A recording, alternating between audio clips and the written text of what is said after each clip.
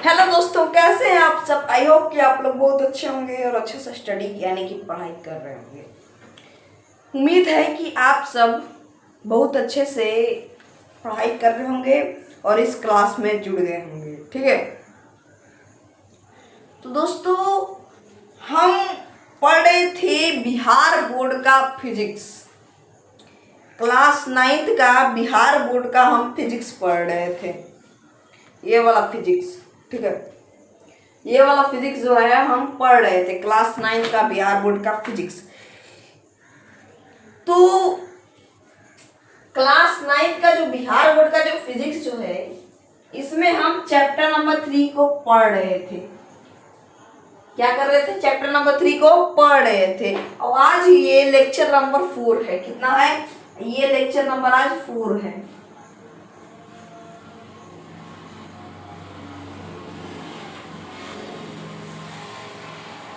ठीक है, आज ये लेक्चर नंबर 4 है। और मैं आपको बता दूं कि ये जो चैप्टर नंबर 3 जो है, बल तथा गति के नियम जो है, यानी कि force and law of motion जो है, ये आज खत्म हो जाएगा। आज ये हम चैप्टर नंबर 3 जो है, ये एकदम एंड कर देंगे, एकदम खत्म कर देंगे। ठीक है, चिंता करने की कोई बात नहीं है, खत्म हो जाएगा। और मैंने आपको इस क्लास में बहुत चीज आपको मैंने बता के रखा है। क्या करके रखा है? मैंने आपको बहुत सारा जो चीज जो है, ये मैंने आपको बता के रखा है। मैंने क्या क्या बताया? सबसे पहले मैंने जब स्टार्ट किया था तो सबसे पहले हमने बल के बारे में बताया। इसके बाद मैंने बल का प्रकार बताया, बल के 9 प्रकार बताए। इसके बाद जब हम थोड़ा आगे बढ़े बल के प्रकार के आगे, इसके बाद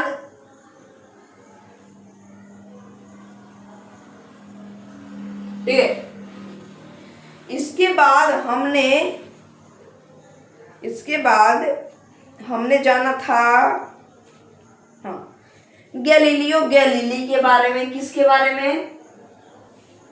गैलीलियो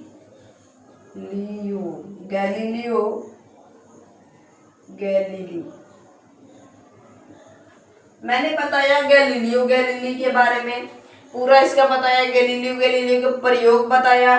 गैलीलियो गैलीली के बारे में बताया, उनका जन्म कब हुआ, मृत्यु कब हुआ, क्या कब हुआ, ये मैंने आपको कंठस्थ करवा दिया। ठीक है, इसके बाद हमने न्यूटन का पहला गति नियम देखा। न्यूटन का पहला गति नियम देखा। ठीक है, तो इसके बाद मैंने जड़त्व बताया। सब अध्ययन करवा दे रहा है, अभी तुरंत सब हो जाएगा। मैंने जड़त्व बताया, गैलीलियो गैलीली, फिर न्यूटन का पहला नियम। इसके बाद मैंने जड़त्व बताया। क्या बताया? जड़त्व। और जड़त्व मैंने ज्यादा टाइम लिया, जड़त्व समझाने के लिए मैंने 2-3 क्वेश्चन बताया। कितना बताया? 2-3 क्वेश्चन बनाया। 2 होगा शायद, हाँ। मैंने क्वेश्चन बताया जड़त्व को समझाने के लिए। ठीक है, 2 क्वेश्चन बताया आपको जड़त्व को समझाने के लिए। इसके बाद हमने अध्ययन किया न्यूटन का दूसरा नियम। कल के क्लास में मैंने आपको न्यूटन का जो है दूसरा नियम मैंने आपको बताया था। और संवेग, न्यूटन का दूसरा नियम से पहले मैंने संवेग बताया था। ठीक है, संवेग, ये आपको कंठस्थ होगा संवेग, ये उम्मीद है। यानी कि आपने ये सब जितना भी ये आपको दिख रहा है, ये सब आपने कंठस्थ कर लिया। क्या कर लिया? आपने कंठस्थ कर लिया। अब इसमें ये जो चैप्टर जो है बल तथा गति के नियम जो है, इस चैप्टर में अब बचा हुआ है न्यूटन का तीसरा नियम बचा हुआ है, और संवेग का कुछ एक टॉपिक जो है छोटा सा वो बचा हुआ है। न्यूटन का तीसरा नियम और छोटा टॉपिक बचा हुआ है। इसके बाद ये जो चैप्टर नंबर 3 जो है, ये आपका द एंड हो जाएगा, खत्म हो जाएगा, समाप्त हो जाएगा। तो अगर आपको ये चैप्टर नंबर 3 पसंद आया होगा तो आप लाइक, सब्सक्राइब, कमेंट, शेयर कर सकते हैं। और अगर आपको इस जितना भी मैंने चैप्टर 1 बताया, चैप्टर नंबर 2 बताया, चैप्टर नंबर 3 अभी चल रहा है, आवाज समाप्त हो जाएगा। ठीक है, जितना भी बताया आपको अगर अच्छा लगा होगा, अगर आपको अच्छा लगा हो तो लाइक सब्सक्राइब कर दीजिएगा। और साथ ही साथ इसमें आपको कोई भी दिक्कत होगा, क्या होगा, कोई भी प्रॉब्लम दिक्कत होगा तो आप कमेंट बॉक्स में जाके पूछ सकते हैं। क्या कर सकते हैं, कमेंट बॉक्स में जाके आप वहां पे जाके पूछ सकते हैं, ठीक है, वहां पे जाके आप पूछ सकते हैं। ये सबसे पहली बात। और रही बात न्यूटन की गति के तीसरे नियम की बात, वो आज पढ़ाई हो जाएगा और कुछ छोटा सा टॉपिक बचा हुआ है वो भी हम बता देंगे, ठीक है। और उस टॉपिक का नाम है संवेग संरक्षण का सिद्धांत, ठीक है, संवेग संरक्षण का सिद्धांत, ये, ठीक है। क्लास को स्टार्ट किया जाए, शुरू किया जाए। चलिए अब हम क्लास को शुरू करते हैं।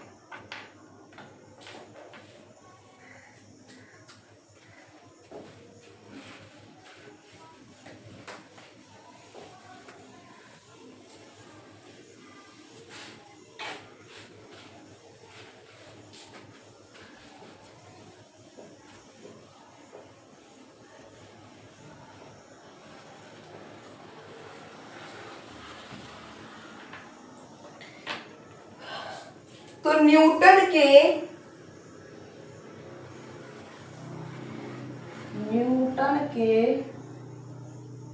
गति का तीसरा नियम,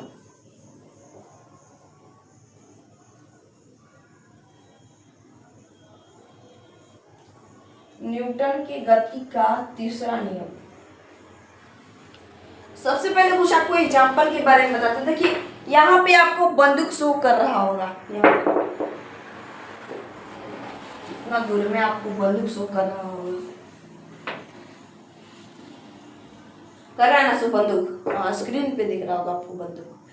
अब ये बंदूक को जब हम चलाएंगे, जब चलाते हैं बंदूक को, भैया हम चलाते हैं, क्या करते हैं, बंदूक को हम ऐसे चलाएंगे, ठीक है, ऐसे हम बंदूक को ले लिए और इसे चलाएंगे, ठीक है, देख सकते हैं आप। जब हम बंदूक को भैया छोड़ते हैं तो बंदूक हमें झटका, मतलब कि बंदूक से जब गोली छोड़ देते हैं तब बंदूक एक बार झटका क्यों मारता है? न्यूटन के गति के तीसरे नियम के कारण बंदूक का जो है, ये गोली जब छोड़ देते हैं तब बंदूक एक बार झटका मारता है। देखिए कोई व्यक्ति जो बंदूक चलाते हैं तो यहाँ पे रखते हैं या ऐसे, इसको ऐसे जाप के रखते हैं, बंदूक को ऐसे जाप के रखते हैं या यहाँ पे रखते हैं, ठीक है, यहाँ पे रखते हैं, क्योंकि बंदूक जब गोली चला दिए तब वो बंदूक छोड़े ना, क्या छोड़े ना। यहाँ के आपको बंदूक, असली बंदूक दिख रहा होगा, एकदम ओरिजिनल बंदूक दिख रहा होगा, ठीक है, उसको छोड़ते हैं। तब जब उसको हम छोड़ेंगे, बंदूक को जब हम उसको छोड़ेंगे, ठीक है, तो जब गोली निकलता है तो गोली निकलने के बाद वो झटका मार देता है, क्या कर देता है, झटका मारता है। क्यों मारता है? क्योंकि जब बंदूक से गोली निकलता है, क्या करता है, गोली निकलता है, जितनी रफ्तार से वो जो गोली निकलता है उतनी ही रफ्तार से वो झटका मारता है, क्या मारता है, झटका मारता है। जितना रफ्तार से वो गोली निकलेगा, क्या निकलेगा, गोली निकलेगा, गोली गोली गोली, जितना रफ्तार से वो गोली निकलेगा उतना ही रफ्तार से, मैंने कहा, क्या कहा, उतना ही रफ्तार से झटका मारता है, क्या करता है, झटका मारता है। जितना रफ्तार से गोली निकलेगा उतना ही रफ्तार से झटका मारेगा, ठीक है। अब एक एग्जांपल आपने ये ले लिया, आपने रॉकेट देखा है, रॉकेट, यहाँ पे आपको रॉकेट शो कर रहा होगा, रॉकेट, यहाँ पे आपको रॉकेट शो कर रहा होगा, रॉकेट, यहाँ पे चित्र में आप देख सकते हैं रॉकेट यहाँ पे आप चित्र में देख सकते हैं रॉकेट जो है, रॉकेट के पीछे धुआं क्यों मार रहा है? रॉकेट के पीछे धुआं क्यों मार रहा है? ये भी न्यूटन का तीसरा गति नियम है। क्या है? न्यूटन का गति के तीसरा नियम है। क्या है? न्यूटन के गति का तीसरा नियम है। क्योंकि जो रॉकेट जो चल रहा है उसमें जो हवा जितना रफ्तार से वो हवा छोड़ेगा, जो रॉकेट का जो है जितना रफ्तार से वो हवा छोड़ेगा उतना ही रफ्तार से वो तेज भागेगा। जितना रफ्तार से वो हवा छोड़ेगा उतना ही रफ्तार से तेज भागेगा।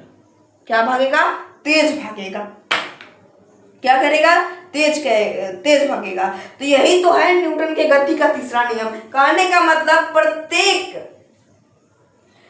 प्रत्येक क्रिया के बराबर विपरीत प्रक्रिया होती है। यही न्यूटन का तीसरा नियम कहता है। क्या कहता है? प्रत्येक क्रिया के बराबर विपरीत प्रक्रिया होती है। कहने का मतलब जो है रॉकेट जितना रफ्तार से हवा छोड़ेगा, क्या छोड़ेगा? जो निकल रहा है वो छोड़ेगा, उतना ही रफ्तार से वो तेज भागेगा। क्या भागेगा? तेज भागेगा। ठीक है। जैसे कि जमीन है, ठीक है। अब यहाँ पे शो नहीं कर रहा होगा, देखिए जमीन है। जमीन पे जब हम कूदने के लिए जमीन पे क्या करते हैं? पहले उस पे जोर से इसे बल लगाते हैं, तब ना इसे कूदते हैं। जोर से इसे बल लगाते हैं तब ना इसे कूदते हैं, है कि नहीं? कि ऐसे कूद जाते हैं, ऐसे नहीं कूदते हैं। जब बल लगाते हैं इस पे तब ना कूदते हैं जी। जब नीचे हम पैर से बल लगाते हैं तब कूदते हैं। तो 10 फीट 20 फीट कूद जाते हैं। कैसे? क्या कर देते हैं? कूद जाते हैं। तो नीचे से जब बल लगा, नीचे से आप जितना धरती को दबाएं उतना धरती आपको दबाएगा। जितना आप धरती को दबाएं, अब धरती दबा रहा है तो आप ऊपर जाइएगा नहीं जाइएगा? जब धरती दबाएगा तो आप ऊपर चल जाइएगा। जैसे कि आप इस धरती को दबाएं तो ये आपको धरती ऊपर भेज देगा, हाँ, ऊपर कर देगा।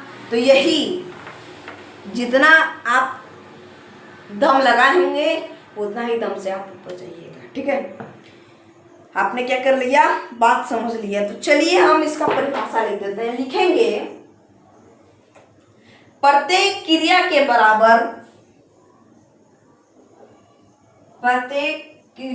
बराबर, बुक में लिखा होगा क्रिया, प्रत्येक क्रिया के बराबर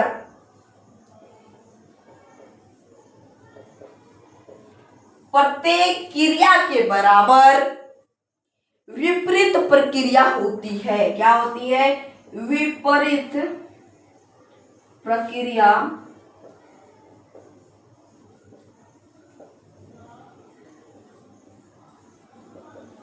प्रत्येक क्रिया के बराबर क्या होती है? विपरीत प्रक्रिया होती है। उदाहरण में ले लेते हैं।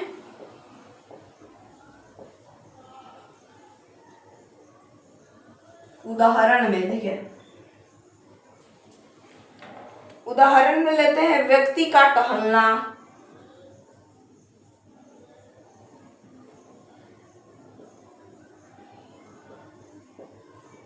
व्यक्ति का टहलना और हेलीकॉप्टर का उड़ना।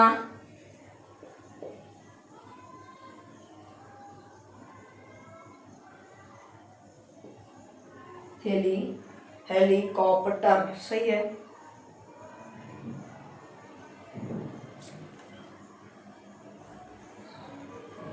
हेलीकॉप्टर,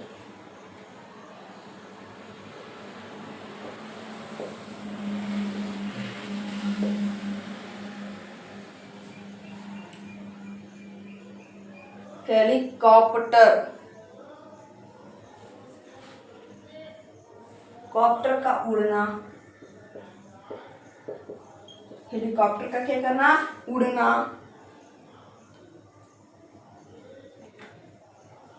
नाव को चलाना,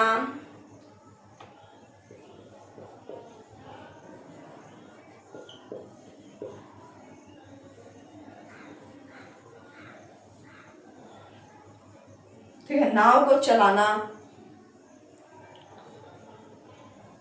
नाव से कूदना,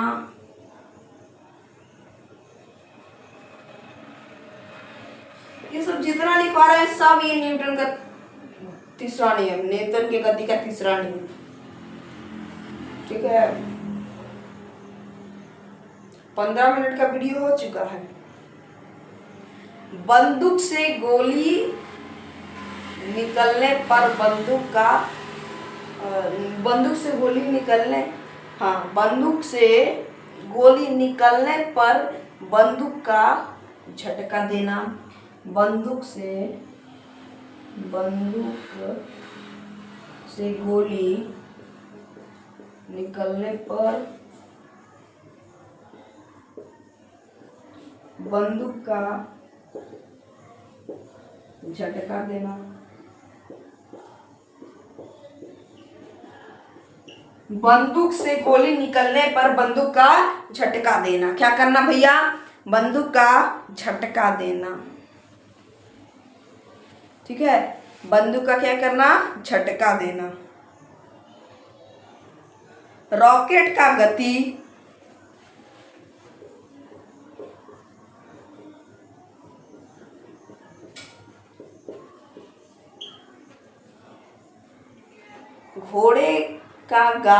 घोड़े गाड़ी का खींचना। हाँ, ये भी लिख सकते हैं, घोड़े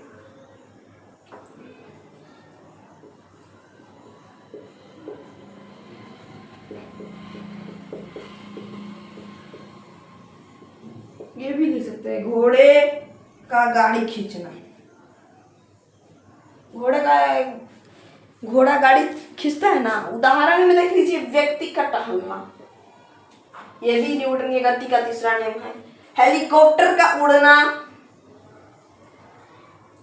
यह भी न्यूटन का तीसरा नियम है। नाव को चलाना, ये भी है। नाव से कूदना, जब आप नाव में रहते हैं तब नाव से कूदने के लिए आपको नाव को दबाना पड़ता है, यानी नाव में बल लगाना पड़ता है। नाव में जब बल लगाइएगा तब वहां कूद पाइएगा। कूदते हैं ना, नाव में जब बल लगाते हैं तब कूद पाते हैं।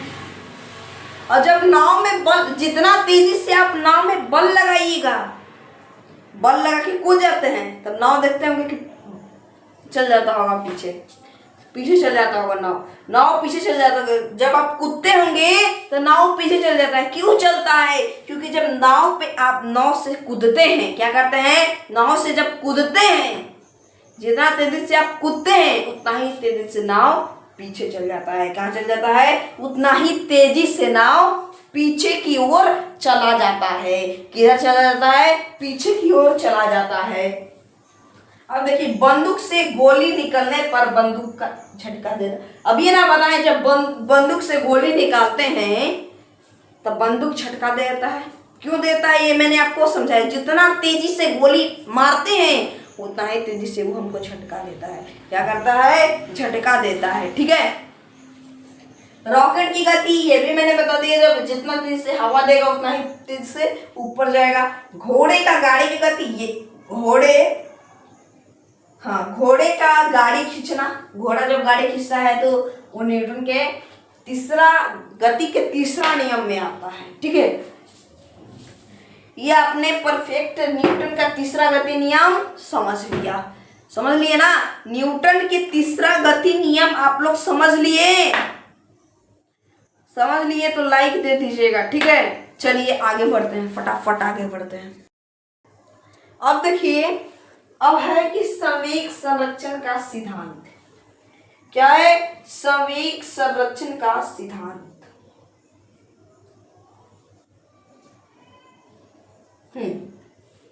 संवेग संरक्षण का सिद्धांत, अगर ये आपसे पूछा जाता है तो बोलिएगा, यदि किसी वस्तु पर कोई बाह्य बल, कोई वस्तु है, यदि किसी वस्तु पर बाहर का बल, यानी कि बाह्य बल कहने का मतलब क्या हुआ? बाहर का बल न लगाया जाए तो उस निकाय कहने का मतलब कि वस्तु, क्या? वस्तु, निकाय के संवेग में कोई परिवर्तन नहीं होगा। इसे संवेग संरक्षण का सिद्धांत कहते हैं। तो कहने का मतलब ये हुआ कि कोई वस्तु है, उस वस्तु पर अगर बाह्य बल ना कार्य करे, यानी कि काम बाह्य बल ना लगाए या बाह्य बल काम ना करे, तो उस वस्तु के संवेग में कोई परिवर्तन नहीं होगा। कोई वस्तु में अगर हम बाह्य बल लगाते हैं और वो काम ना करे, तब उस वस्तु के संवेग में कोई परिवर्तन नहीं होगा। क्या होगा? उस वस्तु के संवेग में कोई परिवर्तन नहीं होगा। उसी को हम संवेग संरक्षण का सिद्धांत कहा जाता है। क्या कहा जाता है? संवेग संरक्षण का सिद्धांत कहा जाता है। ठीक है, क्लियर? बात समझ गए? ठीक है, चलिए कुछ आपको एग्जाम्पल देते हैं। ऐसे तो चैप्टर खत्म हो गया है, कुछ एग्जाम्पल देते हैं जैसे कि आपको और कुछ समझ में आ जाए। ठीक है, चलिए देखिए,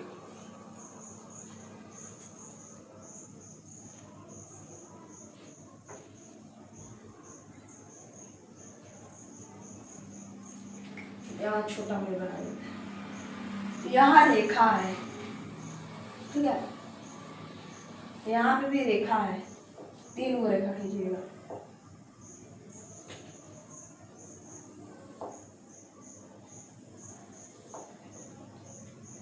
यहाँ पे भी रेखा है,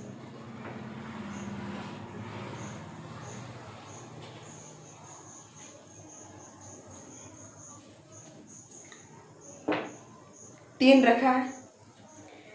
ठीक है, यहाँ पे एक फुटबॉल है, मान लेते हैं फुटबॉल का नाम ए है, और यहाँ पे फुटबॉल है, इस फुटबॉल का नाम मान लेते हैं बी है। इस फुटबॉल का नाम ए है और इस फुटबॉल का नाम बी है। ठीक है, 2 को फुटबॉल ले लिए, इसको और थोड़ा इधर कर देते हैं ना, बी को।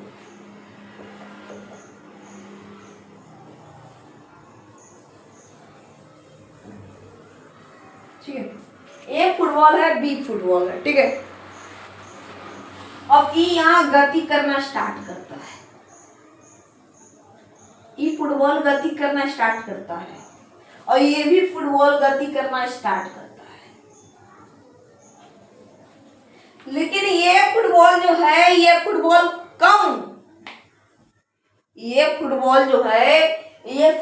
कम चाल से गति करता है। क्या करता है? ये फुटबॉल कम चाल से गति करता है। कौन फुटबॉल? ये वाला फुटबॉल जो है, बी नंबर जो फुटबॉल जो है, ये कम चाल से गति करता है, और ये वाला जो फुटबॉल जो है, ये फुटबॉल ज्यादा चाल से गति करता है। ये फुटबॉल ज्यादा चाल से गति करता है और ये फुटबॉल कम चाल से गति करता है। ये फुटबॉल ज्यादा चाल से गति करता है और ये फुटबॉल कम चाल से गति करता है। ठीक है, अब कुछ ऐसा भी समय आएगा कि ए फुटबॉल बी फुटबॉल से टक्कर जाएगा। क्या हो जाएगा? टक्कर जाएगा। क्या हो जाएगा? टक्कर जाएगा। उसमें क्या हो जाएगा? टक्कर जाएगा। ठीक है, इसको मान लेते हैं U1, ठीक है, और इसको मान लेते हैं U2। इसको U1, इसको U2। यहाँ पे ये दोनों देखिए टक्कर गया। क्या हो गया? टक्कर गया।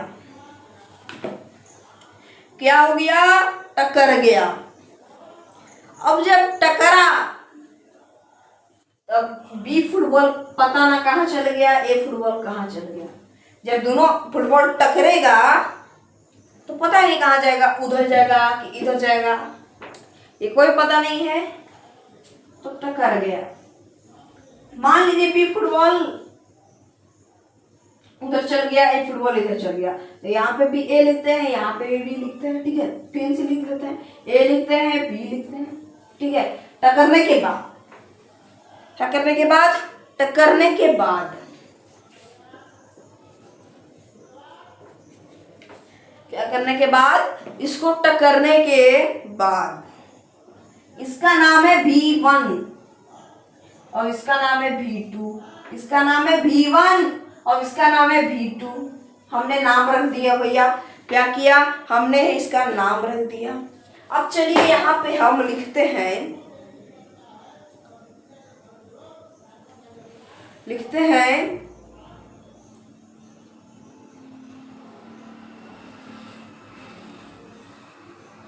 लिखेंगे बॉल ए में संवेग परिवर्तन।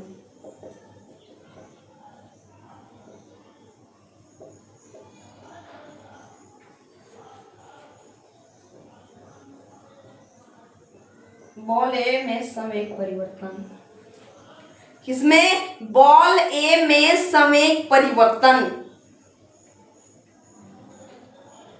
अब बॉल ए में संवेग परिवर्तन, हाँ, संवेग का क्या होता है सूत्र? द्रव्यमान गुणे मास गुणे वेग, यानी कि द्रव्यमान गुणे वेग, ये होता है ना।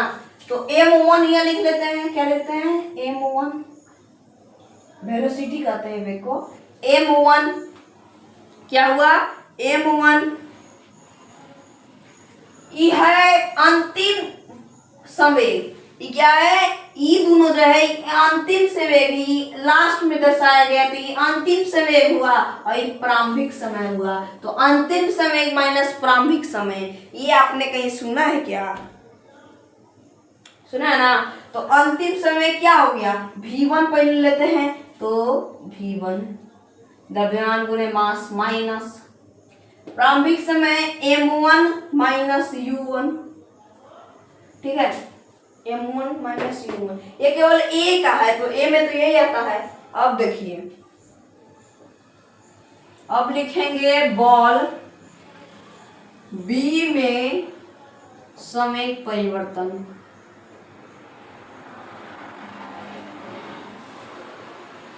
संवेग परिवर्तन, ठीक है, बॉल b में संवेग परिवर्तन।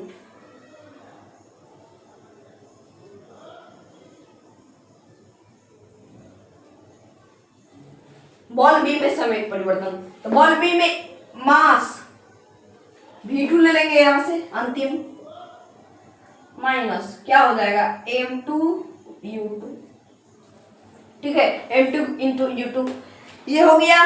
अब यहां लिखते हैं समय बराबर t होता है,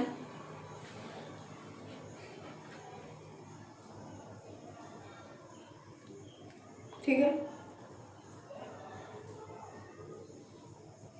हाँ, तो पहला बॉल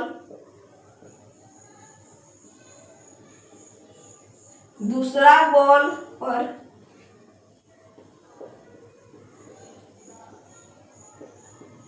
ठीक है ना।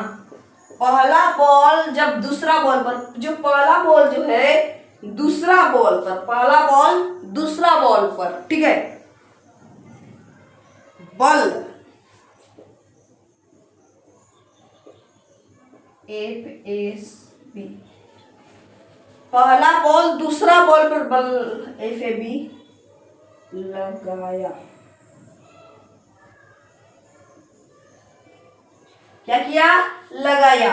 पहला बॉल दूसरा बॉल पर FAB, EAB है, ठीक है, पर लगाया। क्या किया?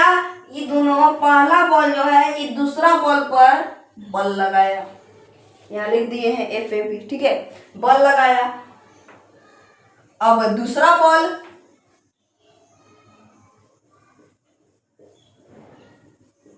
पहला बॉल पर, समझ जाइएगा तुरंत, बल FBA लगाया।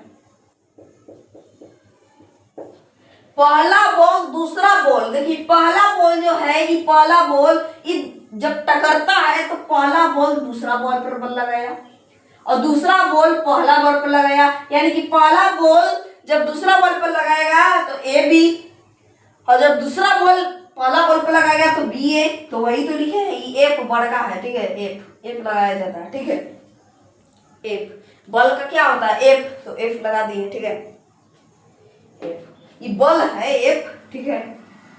इसका मतलब FAB बराबर FBA। अब ई वाला जो है ये माइनस में हो जाएगा, ठीक है, ये वाला जो है ये माइनस में हो जाएगा, क्योंकि ये दूसरा बॉल पहला बॉल पर बॉल लगाया इसीलिए, ठीक है, ये माइनस में हो जाएगा। पहला बॉल दूसरा बॉल पर बॉल लगाया यानी कि ए बी, और जब दूसरा बॉल पहला बॉल पर लगाया तो बी ए, ठीक है। ये न्यूटन के तीसरे नियम के अनुसार ये हमें फल निकल गया। क्या निकल गया? ये हमें फल निकल गया, ठीक है। ये हमने तीसरा नियम के अनुसार निकाला। अब हम न्यूटन के दूसरा नियम के अनुसार निकालेंगे। कौन सा नियम के अनुसार? न्यूटन के दूसरा नियम के अनुसार। तो चलिए अब न्यूटन की गति के दूसरे नियम।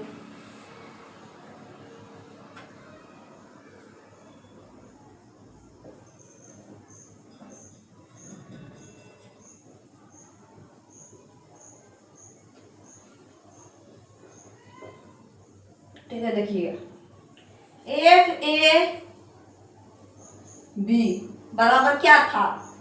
m1 v1 minus m1 u1, याद आया, बटे टी। अब एफ बी ए बराबर क्या था? m2 v2 minus m2 u2 बटा टी, यही था। अभी दोनों को ले लेंगे तो m1 v1 minus m1 u1 बटे टी बराबर m1 m2 v2 minus m2 u2 बटे टी। टी से टी कट गया तो m1 v1 minus m1 u1 बराबर m2 v2 minus m2 u2, ठीक है। ये नोट कर लीजिए, m1 v1 minus m1 u1 बराबर m2 u2 minus m2 u2 m2 v2 minus m2 u2, ठीक है, ठीक है ना। हाँ, टी से टी कट जाएगा, कोई दिक्कत नहीं इसमें। हाँ, एक मिनट, ये वाला यहाँ माइनस में लिखे थे ना इसको, तो इसको भी यहाँ माइनस लगा देंगे, यहाँ माइनस लगा देंगे, ठीक है, यहाँ पे। अब देखिए माइनस माइनस प्लस हो जाएगा, ये प्लस कर देते हैं, माइनस के हट जाएगा, क्या हो जाएगा? ये माइनस हट जाएगा। अब इसको क्या कर देंगे हम? अदला बदली कर देंगे।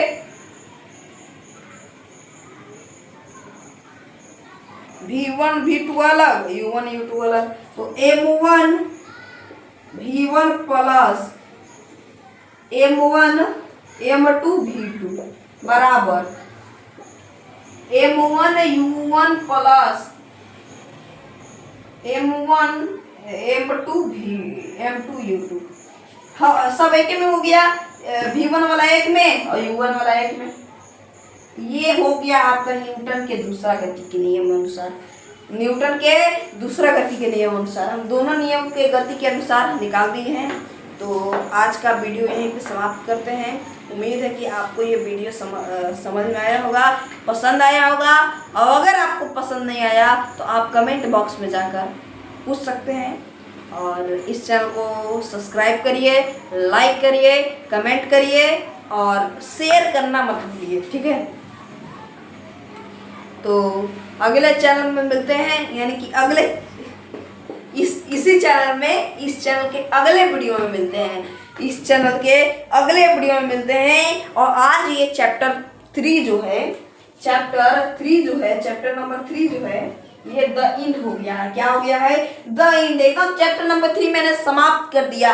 बल तथा गति के नियम मैंने समाप्त कर दिया। अगला चैप्टर 4 चैप्टर का नाम जो है गुरुत्वाकर्षण है। तो अगले वीडियो में हम चैप्टर नंबर 4 स्टार्ट करेंगे, यानी कि गुरुत्वाकर्षण ज्ञात मतलब स्टार्ट करेंगे, ठीक है। तो आज का क्लास यहीं पे समाप्त होता है। मिलते हैं अगले चैनल में, अगले चैनल यानी कि अगले चैनल के वीडियो में, ठीक है, अगले चैनल के वीडियो में। तो आज का क्लास यहीं पे एनफ। तब तक के लिए बाय बाय, जय हिंद, जय भारत।